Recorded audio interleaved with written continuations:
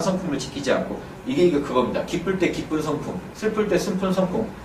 마음에 든다고 그것만 고집하지 않고요. 인연 따라 모든 일을 다 한다. 슬프기도 했다, 기쁘기도 했다, 별짓 다 한다는 겁니다. 그래도 참나는요, 오염이 되질 않아요. 물들질 않아요. 이게 참나의 신비입니다.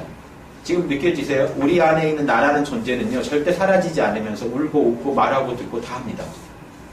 안 걸리시죠? 그 자리랑 이거랑 상관이 없어요. 지금 제 말씀 듣고 계셔도 그 자리는 항상 그 자리입니다. 알아차리고만 있지 관여를 안 해요. 알아차리고만 있어요. 그러니까 오염이 안 돼요. 제 얘기 듣는다고 제 얘기가 되진 않아요. 듣고 계시지. 그 중심 자리를 찾아보세요.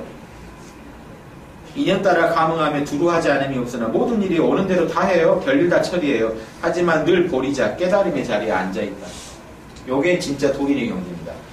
그 고요한데 산에 들어가가지고요. 거기서 고요함 지키고 있는 거는 진짜 도인이 아니라는 겁니다. 대예스님 말씀이에요. 일상생활에서 별짓도 하면서도. 증시랑이라는 분이 벼슬하는 분이잖아요. 벼슬하고 처자식 때문에 죽겠다 이런 얘기를 했겠죠. 아무 상관없다. 아무 상관이 없다는 겁니다. 뭐랑 똑같냐면요. 보세요. 요 참나는 주로 예전 도인들이 호공에 비유합니다. 이 공간이요. 요 공간에요. 집을 짓건 여기에 누가 살건 여기다가 무슨 짓을 하건 물이 차건 공간은요 전혀 방해 안 해요. 그리고 공간은 항상 있어요.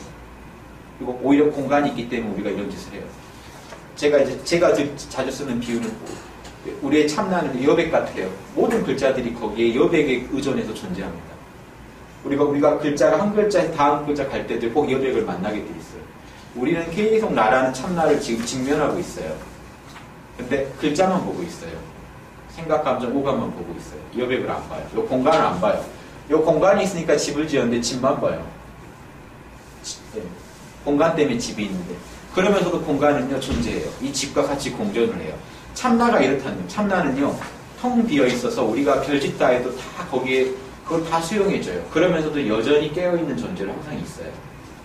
우리가 이름만 잊어버리시고 계속 존재하시면 요 느낌을 아실 겁니다. 무슨 말인지. 만약 고요한 것만 좋고 시끄러운 걸 틀렸다고 여기고요. 세간상은 싫고 실상만이 좋다고 하고 생멸을 떠나서 정멸을 구하는 것이 옳다고 여기면요. 안 된다는 겁니다. 고요함을 좋아하고 시끄러움을 미워하는 그런 상황이 될 때는 힘을 알맞게 써야 됩니다. 공부를 해야 돼요. 적절히. 어떤 방식으로 해야 되느냐. 이제 아까 같이 인연 따라 내가 다 순응하되 나는 편치 않는 내가 있다는 걸 아셔야죠. 그렇게만 하실 수 있으면요. 그 방법이 시끄러운 중에 곧장 고요한 자리를 찾으실 수 있으면 그 힘이 대나무 의자와 부들방석 위에서 공부하는 것보다 천만 억배 뛰어나다. 조용한 절에서요.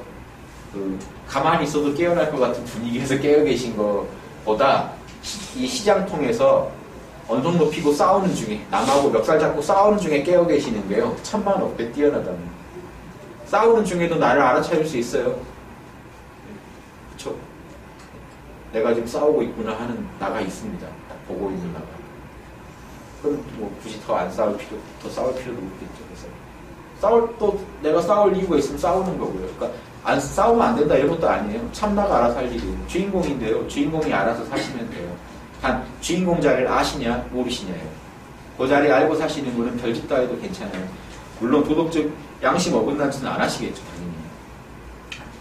참나 따라 사시는 분이. 근데 이래라 저래라 말할 필요도 없다는 겁니다. 그분한테는 알아서 하실 테니까. 요거는 이제 우리가 사회생활하는 우리가요. 예전에 견성을 하면 만행하러 나갑니다. 이것 때문에 그래요. 견성을 하면요. 산에서 스님이 견성을 하면 절에서는 깨어있는데 과연 세속에 던져놨을 때 깨어있을지 이게 의심이 가거든요. 그러니까 만행을 하라고 하는 게 가서 부딪혀보라고 하는 겁니다. 절에서 나가라 그래요. 세상 나가서 한번 험한 데도 가보고 싸움 시장통에도 가서 붙어보고 해보라는 겁니다.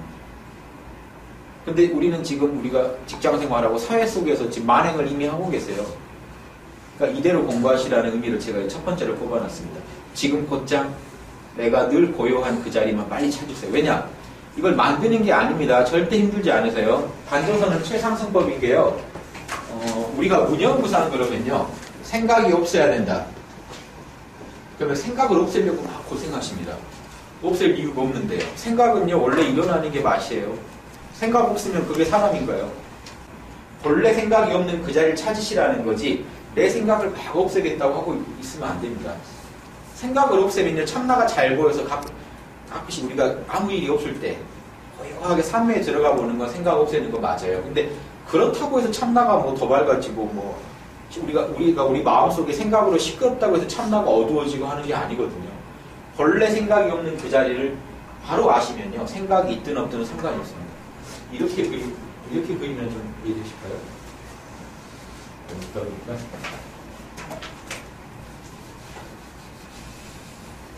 이렇게요.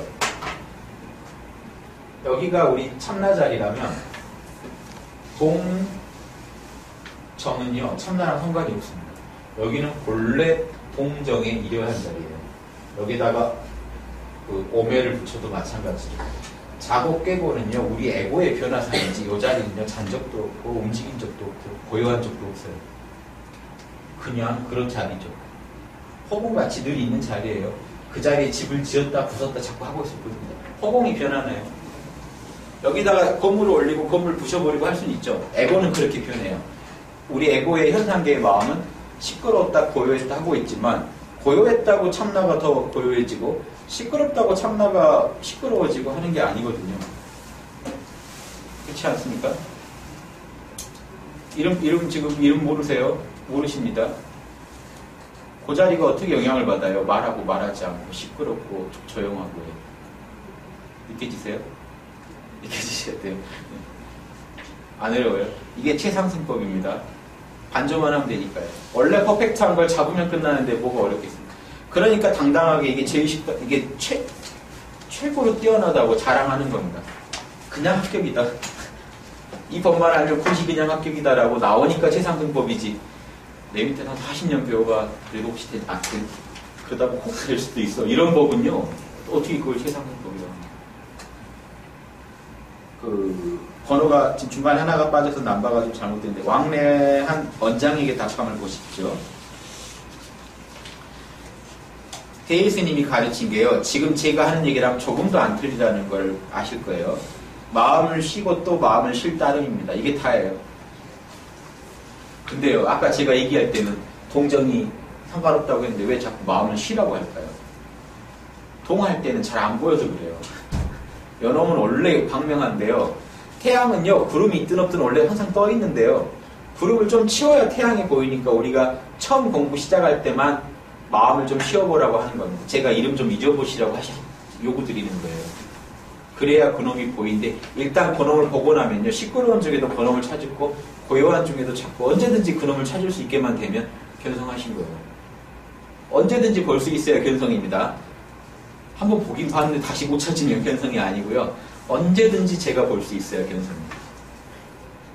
그 마음을 쉬고 쉬십시오. 자, 이게 지금 제가 이름 잊어버리신 거랑 하라는 거랑 똑같아요. 이름만 잊어버리십시오. 그러면요, 과거 일 중에 혹 선한 거 악한 거, 좋았던 거 싫었던 거 모두 생각하지 말아야 합니다. 과거 일 중에요, 과거 일 꺼내가지고 그때 그러지 말걸, 아니면 그때 진짜 좋았는데 이러고 계시지 말라는 겁니다. 또 하나가요, 현재 일 가지고요, 현재 일도 내려놓고 모른다 저 같으면 모른다 쓰라고 할 겁니다. 모른다 해가지고 한 칼에 두 조각 내서 머뭇거리지 말고 의심하지 말고 그냥 내려놓으라는 겁니다. 과거 일, 현재 일을 그냥 잊어버리면요, 미래 일도 일어나지 않는다는 걱정이. 근데 이걸보다 지금 제가 말씀드린 게 더 쉽죠. 이름만 잊어버리시면요, 과거, 현재, 미래가 통으로 날아가요. 내가 없는데 나의 과거가 어디 있습니까? 그렇죠? 이름만 잊어버리세요. 나는 뭐 하는 존재다, 이런 것만 잊어버리시고 존재하기만 하시면요, 존재만 하시면 과거, 현재, 미래가 지금 여러분을 못 괴롭힙니다. 여기 왜 왔나? 여기 끝나면 어디 가지? 이런 거 생각하지 마시고 계셔보라고. 그냥 과거, 현재, 미래는요, 여러분 세트예요. 과거가 있으면 현재도 있게 되고 미래도 있겠죠. 근데 이 중에 하나만 잊어버리셔도 다 사라져요. 과거라는 게 없는데 현재가 어디 있습니까? 그러니까 우리가 탁 내려놓고 그냥 고요하게 계시기만 하면 과거, 현재, 미래는요, 안 일어나요.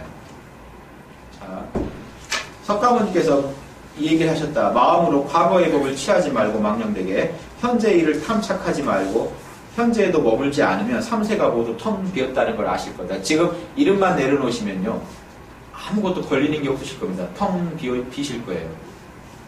마음에서 어떠한 개념도 안 쓰니까요. 자, 화두를 어떻게 가르쳐